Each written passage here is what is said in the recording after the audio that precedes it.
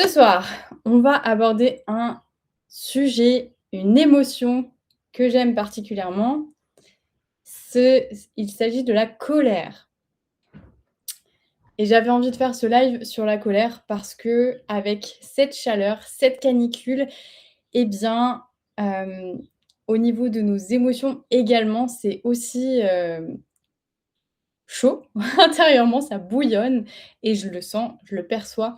Pourquoi? Parce que forcément, qui dit canicule dit, on va dormir, beaucoup moins, en tout cas, on va dormir moins bien. On va vouloir aussi, enfin, on sent que la chaleur, ça fait vraiment ressortir un peu, entre guillemets, «le pire» à l'intérieur de nous. C'est-à-dire qu'on va être irritable beaucoup plus facilement, on va être beaucoup moins patient sur ce genre de choses. Pourquoi? Tout simplement, bah, parce qu'on a un sommeil qui est moins réparateur, on a chaud, on transpire la nuit en général, donc forcément, ça devient désagréable et le matin en plus, on est encore entre guillemets «assommé» par cette chaleur et donc on surréagit un peu plus, en tout cas on est un peu plus sensible émotionnellement à la moindre petite chose. Donc ça, c'était un peu le contexte. J'en ai parlé en story, hier et avant-hier sur Instagram parce qu'en fait, vraiment, je le vois, ça fait ressortir vraiment ça. De toute façon, à chaque fois qu'il y a une crise, on va dire, sur un besoin fondamental de l'humain et là, notamment, bah, la chaleur, ça joue quand même sur un besoin fondamental de se sentir bien, de se sentir en sécurité. Hem Tout de suite, il y a quelque chose qui se passe, notamment au niveau du Covid. Vous l'avez vu aussi, des confinements, tout ça, ça faisait ressortir énormément de peur. C'était vraiment une atmosphère d'inquiétude, d'anxiété sociale, et cetera, et cetera. Donc à chaque fois qu'il y a des crises, on va dire sociétales et notamment, voilà, la canicule, eh bien, il y a des choses qui remontent et c'est complètement normal. Donc maintenant, c'est important de savoir et de connaître que cette situation déjà d'une, elle est temporaire et qu'elle ne va pas durer, fort heureusement dans le temps et au-delà de ça, c'est surtout d'en prendre conscience que à l'évidence, je me sens un peu plus sensible, un peu plus irritable au niveau de mes émotions. J'en prends compte, j'en prends en note et maintenant je fais en sorte et je fais de mon mieux pour essayer d'être quand même, le plus en maîtrise de moi-même parce que l'autre n'est absolument pas responsable de mes émotions. C'est moi-même qui suis ma propre maîtresse de mes émotions. Il peut m'arriver encore d'avoir des émotions, hem, que je qualifierais des fois qui déborderaient et qui peuvent être potentiellement irrationnelles, mais je sais que à ce moment-là, j'ai cette conscience de me dire que oui, il y a quelque chose qui a été touché à l'intérieur de moi, il y a quelque chose qui réagit, donc mon ego il en prend un coup et j'ai envie de savoir et de comprendre, bah, qu'est-ce qu'il a besoin et concrètement, qu'est-ce que je peux libérer parce que ça vient de remonter, donc c'est une opportunité pour moi d'aller voir ça. Donc ça, c'est la brève parenthèse et donc dans cette atmosphère de chaleur, je trouve que l'émotion qui ressort le plus dans ce contexte-là, c'est vraiment tout ce qui est lié à la colère et notamment les vibrations, enfin les sous-émotions qui sont à l'intérieur du panier de la colère. Le docteur Hawkins, il parle justement de ces caps et de ces paliers d'émotions et notamment dans la colère, en fait, vous pouvez retrouver tout un tas d'émotions et donc dans ce tas d'émotions, il y a, par exemple, l'irritabilité, il peut y avoir, hem, la frustration, il peut y avoir la rage, il peut même y avoir la haine, il peut y avoir la vengeance. Donc en fait, à chaque fois, chaque émotion qui sont associées à la colère ont une intensité et ont une vibration différente. C'est-à-dire que quand je fais ce travail un petit peu chirurgical de savoir quelle est l'émotion et j'aide surtout le client à trouver ses propres émotions parce que l'objectif, c'est surtout qu'il soit surtout l'objectif, c'est qu'il soit indépendant et donc moi, je suis là uniquement pour le guider à un certain moment de sa vie et donc qu'il apprenne, avec l'accompagnement que je lui propose, comment décrypter ses émotions, comment décrypter s'il s'agit de la colère, est-ce que c'est de la colère ou est-ce que c'est de la rage? La rage, par exemple, ce sera une émotion qui sera beaucoup plus forte que la colère et pour ça, ça demande de l'observation de soi-même et surtout, quelle situation vraiment je ressens de la rage, j'ai envie de tout exploser ou la colère, ça sera un petit peu moins fort. Ah, je sens que ça me met en colère. Souvent, c'est aussi lié à la blessure de l'injustice. J'en parlais hier soir dans mon live précédent et donc c'est une émotion, le panier de la colère et tout ce qui est autour de la colère qui ressort particulièrement ces derniers jours. Donc maintenant que vous savez ça, vous avez cette conscience. Donc la colère et vous pouvez la diriger contre des personnes en pensant que c'est la situation ou la personne qui vous met en colère. Donc ça, c'est la première option, l'option de facilité. Mais du coup, spoiler alerte, ce n'est pas la bonne réponse. Désolée. J'aimerais vous dire ça et j'ai été cette personne-là, mais ce n'est pas la bonne réponse. En tout cas, ce n'est pas comment je fonctionne et ce que je vous promets dans souveraineté émotionnelle. Et donc la première réaction de l'ego, c'est de renvoyer cette colère contre l'autre. C'est un animal, l'ego c'est comme un animal et donc forcément, il va réagir en fonction de la situation. Et donc la réaction, si l'autre est en colère, boum, je réagis, je suis du coup en colère et je renvoie ma colère sur la personne parce que après tout, c'est de sa faute, c'est de sa responsabilité puisqu'elle m'a renvoyé de la colère. Donc ça, c'est si vous voulez continuer à rester dans ce monde où vous allez être en réaction perpétuelle contre le monde et si vous voulez continuer d'une certaine façon à souffrir. Et si vous voulez, continuer à faire les mêmes schémas, les mêmes choses, à attirer les mêmes situations. Donc ça, c'est la première option. La deuxième option que je vous propose, elle est différente, c'est-à-dire je ressens de la colère, j'ai le droit de ressentir de la colère parce que c'est aussi un droit. Par contre, je décide et je choisis de une, je peux m'en libérer définitivement. Deuxièmement, vous avez la possibilité d'utiliser cette énergie de colère pour vous en libérer, mais aussi, surtout, pour vous permettre de bouger dans votre vie et de passer à l'action. Ce que je vous explique et ce qui explique très bien Hawkins, c'est le fait que la colère, c'est vraiment un très bon cap, c'est vraiment un très bon step à avoir parce que c'est à partir de cette émotion que vous allez être en mouvement, que vous allez avoir envie de changer, que vous allez avoir envie de passer à l'action, que vous allez avoir vraiment c'est une émotion qui est très forte et qui vous permet d'avancer, de prendre des décisions et donc forcément, ça a un impact dans votre vie. Donc au lieu de prendre cette colère que l'autre vous renvoie et de vouloir lui renvoyer comme ce que vous faisiez peut-être auparavant, ce que je préconise, c'est surtout de l'autre me met en colère, c'est très bien, ça me montre quelque chose à l'intérieur de moi, c'est une opportunité pour m'en libérer.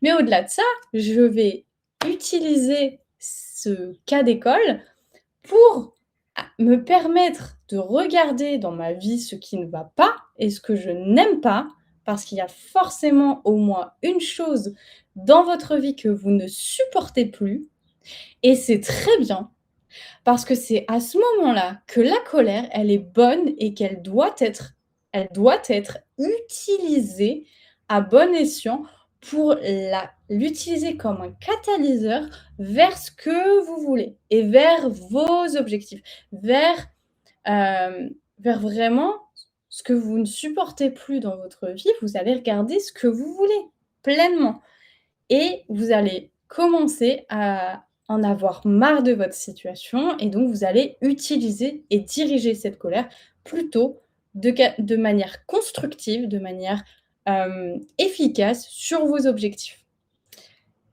Donc ça, c'est super, c'est que dès que vous atteignez ce cap de la colère et avant, en dessous de la colère, il est important que je reclarifie légèrement. Donc en dessous du palier de la colère, vous avez souvent des émotions plus lourdes. Vous le sentez à l'intérieur de votre corps physique, vous sentez que vous êtes dans un état de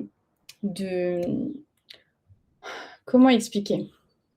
Vraiment dans un état comme ça, où vous regardez par terre, vous avez les épaules rentrées à l'intérieur, vous avez votre voix qui est basse, vous avez pas envie de faire grand-chose, vous avez juste une envie de dormir, vous vous sentez épuisé de la vie: «J'en ai marre de ma vie» et cetera.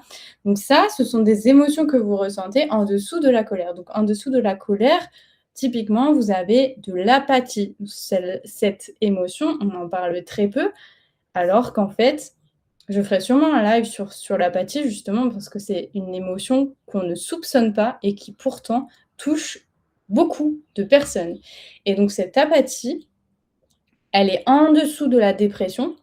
Moi, je pensais que c'était «le pire» entre guillemets au niveau des émotions, la dépression, mais non, c'est l'apathie.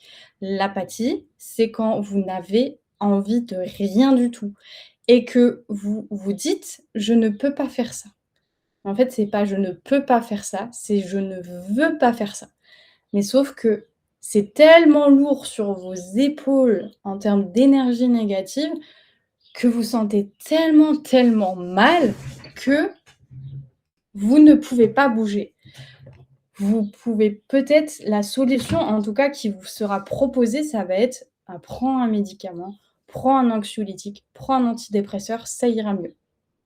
Mais ça, pour moi, c'est ma vérité, ça camoufle et ça cache l'apathie qui n'a pas été regardée, qui n'a pas, hem, été vraiment vue et accueillie et confrontée. Parce qu'une fois que vous avez confronté à chaque fois et traversé surtout chaque émotion, vous remontez automatiquement sur l'échelle émotionnelle. Du coup, on passe de l'apathie, on remonte légèrement au-dessus au niveau de la dépression.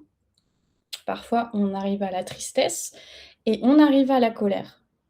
Et à ce moment-là, en dessous, c'est compliqué de de bouger, c'est compliqué de se mettre en action, c'est compliqué parce qu'on se sent vraiment pas bien, mais à partir de la colère, tout change. C'est: «Je veux que ma vie change, c'est je veux prendre des décisions, j'en ai marre de ça, qu'est-ce que je veux en face?» Boum, j'actionne et c'est souvent quand vous regardez le marketing sur cette émotion qu'on joue que jouent les marketeurs, en fait.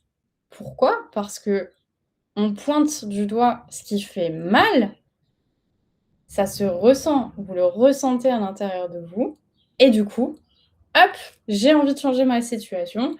C'est vrai, j'en ai marre de souffrir et du coup, je décide d'utiliser cette colère et je vais faire ça, un point c'est tout et du coup, je peux aussi ressentir ce qu'on appelle une forme de désir ardent, c'est-à-dire que le désir que je veux absolument ça et je vais faire tout ce qu'il faudra pour aller dans cette direction-là. Peu importe ce que les gens vont me dire, peu importe mes priorités, ça sera ça ma priorité. J'en fais une obsession, je veux y aller et c'est ça qui va m'apporter la résultante, le résultat de ce que je détestais dans ma vie.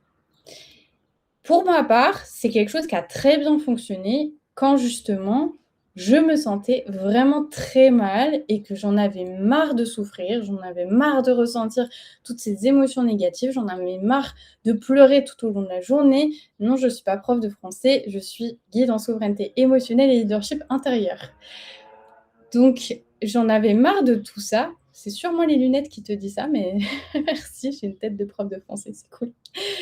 Hem et du coup, tout ça pour dire que c'est à chaque fois des moments qui des marketeurs ou en tout cas cette envie de changer, de me sentir bien parce que c'était vraiment une obsession à un moment donné, pour moi, parce que je savais que c'était possible, je savais que je pouvais me sentir bien tous les jours, je savais que il y avait des techniques qui existaient, mais dont on n'entendait pas trop parler et donc je suis allée chercher ces techniques-là.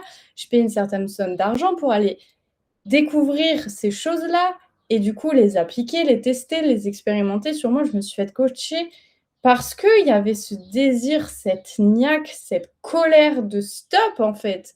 Ma vie allait l'époque, il y a quelques années en arrière, mais je la détestais ma vie, je ne supportais rien de ma vie. Il y avait des belles choses, bien sûr, extérieurement, il y avait des belles choses, j'avais une belle situation professionnelle, j'avais un amoureux, j'étais dans un super appartement. Enfin, j'avais plein de choses, en fait, qui étaient cool, qui, au final, sur le papier, c'est génial. Surtout, je savais d'où je partais, donc la réussite extérieure que j'avais pu recevoir et ça me satisfaisait d'une certaine façon, mon ego était satisfait de ça, mais ça ne comblait absolument pas l'intérieur qui, pour moi, était complètement dévasté et qui n'arrivait toujours pas, entre guillemets, à se réparer et je cherchais toujours des solutions extérieures parce que je savais que j'allais enfin trouver les réponses que je recherchais et c'est au fur et à mesure que j'ai testé, je suis allée voir je ne sais combien de comment dire?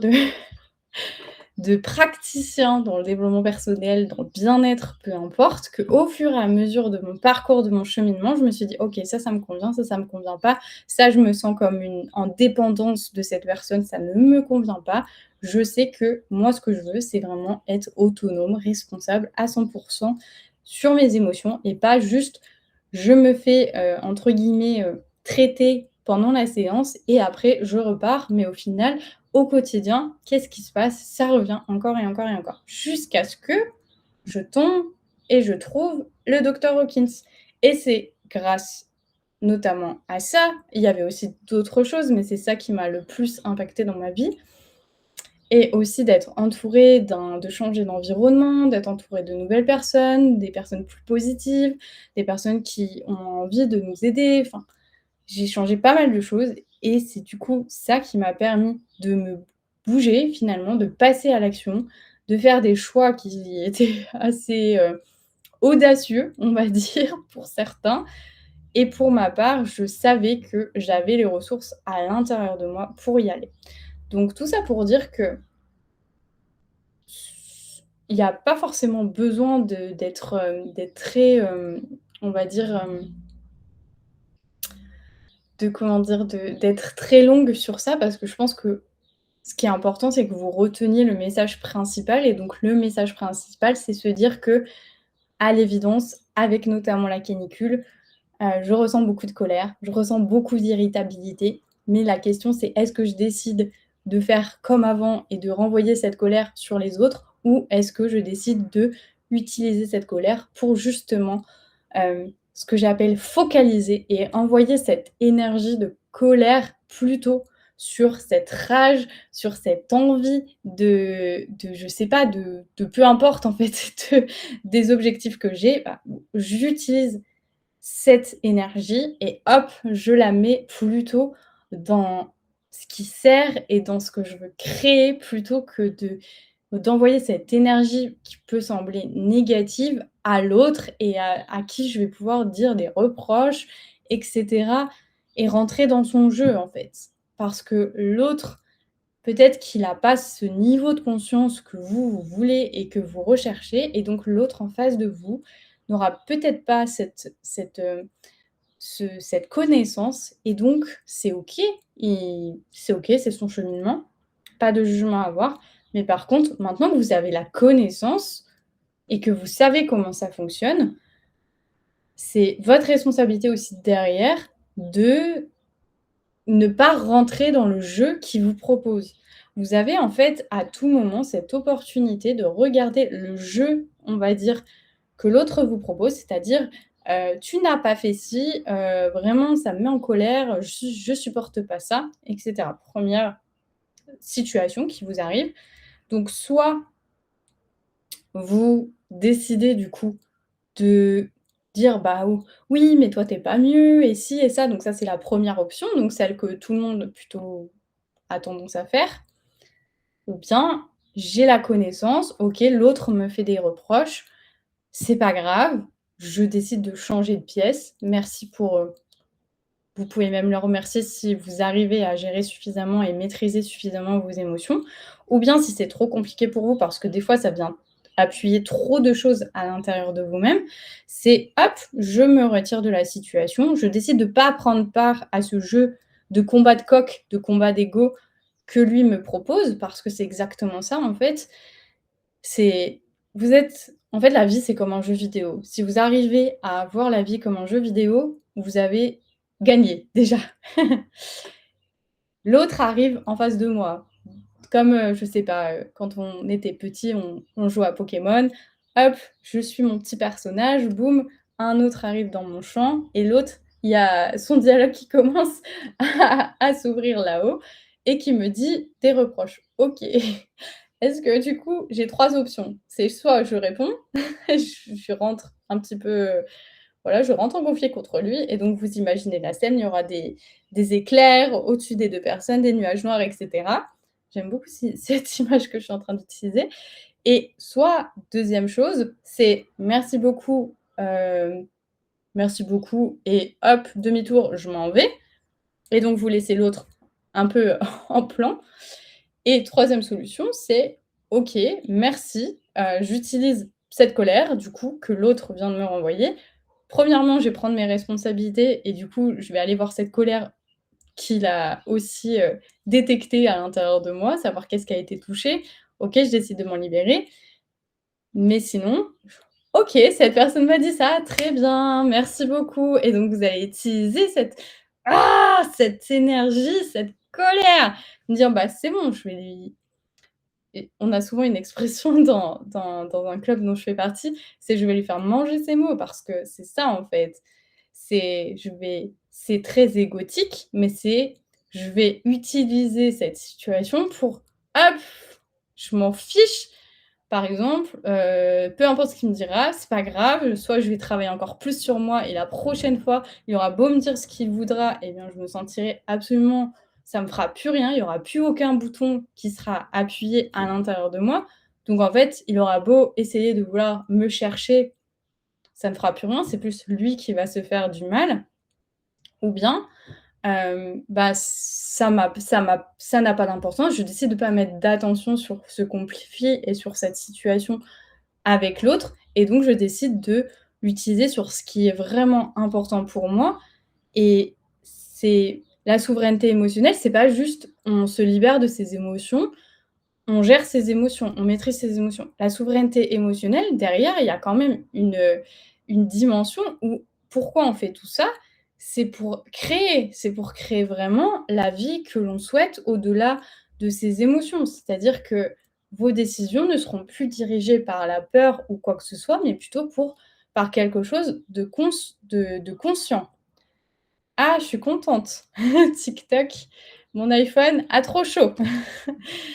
C'est parfait et ben, du coup, on va terminer sur Substack, c'est merveilleux. Je vais être beaucoup plus focus sur vous. Donc c'est vraiment ça la clé et c'est vraiment ça que je voulais que vous reteniez absolument et surtout, je suis pas là pour vous faire des cours, des théories. Bon, un petit peu quand même, je suis là pour vous donner de la connaissance, mais surtout, la question, ça sera toujours la même, c'est qu'est-ce que vous décidez ensuite avec cette connaissance? Parce que, entre guillemets, c'est que si vous êtes là en direct ou si vous regardez le replay, vous n'avez plus d'excuses de réagir. Si vous allez réagir à nouveau, sachez que c'est OK aussi et que vous êtes sur le chemin et que vous vous dites: «Bah, je ferai mieux peut-être la prochaine fois». Parce qu'on ne devient pas Bouddha en 2 secondes. Ça prend du temps, c'est un chemin. C'est enfin, pour être complètement transparente, moi aussi, hein, j'ai encore des réactions parfois émotionnelles, pas forcément contre les autres, mais ça peut m'arriver. Donc à chaque fois, c'est juste une opportunité pour aller voir ce qui se passe à l'intérieur de nous et comme ce que je vous disais et recommander pour la colère, vraiment on utilise cette énergie, cette émotion pour aller vers ce que nous voulons vraiment et donc être déterminé, persévérant, consistant vers un objectif qu'on se sera donné ou vers une décision ou vers des actions qu'on voudra mettre en place dans notre vie. Est-ce que vous avez des questions Substack ou je regarde si TikTok est revenu. Ah, c'est revenu, je pense. Ah non, je suis en mode figé, donc je ne sais pas. Ah si, c'est bon, je suis revenue. Bon, ça avait un petit peu buggé. Ah, les gens ne sont pas tout à fait partis, tout va bien. Vous pourrez regarder le replay sur Substack ou bien sur ma chaîne YouTube Souveraineté émotionnelle. Pensez à vous abonner d'ailleurs. Donc, je vois qu'il n'y a pas de questions. Eh bien, je ne vais pas m'étaler plus longtemps. De toute façon, si vous avez des questions, n'hésitez pas à revenir vers moi en privé. Ce sera vraiment l'occasion d'en parler, d'en discuter un peu plus de manière plus approfondie et enrichissante.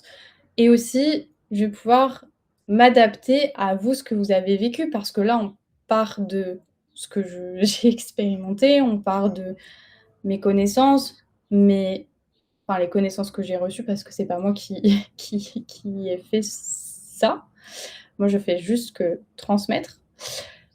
Donc ça me permettra aussi de vous apporter le meilleur conseil par rapport à votre situation. Et donc si vous voulez commencer à faire ce cheminement, d'aller voir ces émotions, d'aller les confronter, vous verrez qu'en fait, c'est d'une simplicité enfantine.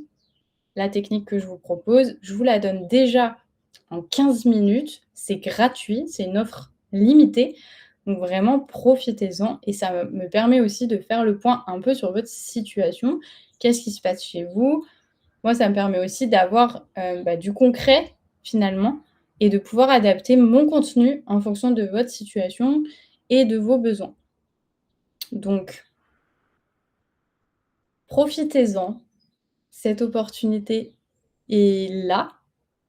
Et ça peut être le premier step pour vous, justement, d'aller voir cette colère, d'aller l'accueillir et on pense souvent que la colère, elle va exploser et qu'en fait, elle va prendre tellement de place qu'en fait, on peut devenir violent. C'est des fois une peur que les gens ont s'ils se mettent en colère. Mais sachez que vous avez la maîtrise à chaque instant et je suis là aussi pour, enfin, pour poser un cadre. Donc c'est-à-dire que c'est pas l'émotion qui doit vous diriger, c'est à vous de la diriger et c'est ça que j'apprends aussi dans Souveraineté intérieure, c'est que l'intensité fait peur, OK, mais par contre, vous avez la maîtrise à chaque instant de faire de votre mieux pour ne pas qu'elle prenne le dessus de vous. Ça, c'est ce que les gens font naturellement parce qu'on ne nous a pas appris, tout simplement. Il y a pas de culpabilité à avoir. Donc vraiment, faites-vous confiance. Si vous me connaissez un petit peu, faites-moi confiance. Je sais ce que je fais et je vous aide vraiment à vous libérer profondément pour que vous arrêtiez de subir vos émotions et vraiment reprenez cette maîtrise, reprenez ce pouvoir. Je vous envoie beaucoup d'amour. Rendez-vous demain pour un live de 30 minutes. Je ne sais pas si je serai à 19 h, je ne peux pas vous promettre. Dans tous les cas, je tiendrai mon engagement. Donc, rendez-vous demain sur TikTok, sur Substack et je vous envoie beaucoup d'amour et prenez soin de vous.